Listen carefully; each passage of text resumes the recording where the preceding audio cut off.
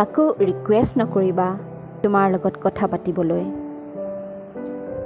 তুমি কাৰোবাৰ লগত ৰিলেশ্যনশ্বিপত আছা আৰু তুমি বাৰে বাৰে ৰিকুৱেষ্ট কৰিব লাগে নেকি তোমাৰ লগত কথা পাতিবলৈ? তোমালোকৰ মাজত কাজিয়া হ'লে বাৰে বাৰে তোমাৰ নাম্বাৰটো ব্লক কৰি দিয়ে নেকি?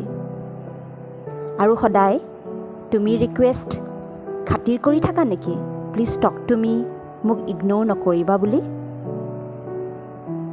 আৰু যদি তুমি 1000 বাৰ চেষ্টা কৰাৰ পিছতো তোমাক ভেলিউ নিদিয়ে, তোমাৰ লগত কথা নাপাতে, দেন ফ'ৰ্চফুলি সেই ৰিলেশ্যনশ্বিপটোত নাথাকিবা।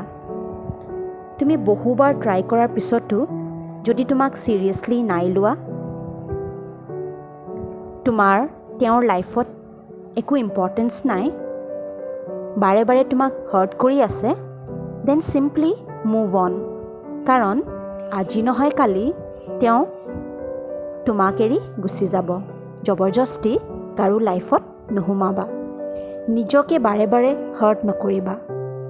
বহুবাৰ ট্ৰাই কৰাৰ পিছতো যদি একেই ৰেছপন্স পোৱা, there is no point to go after that person again and again. There's a limit to everything. বাৰে বাৰে নিজকে ইনচাল্ট নকৰাবা। যদি তেওঁ তোমাক তেওঁৰ লাইফত বিচৰা নাই, তেনেহ'লে সেই ৰিলেশ্যনৰ পৰা ওলাই আহা। You have better thing to do in your life. তেওঁক সুখত থাকিব দিয়া আৰু নিজেও সুখত থাকা।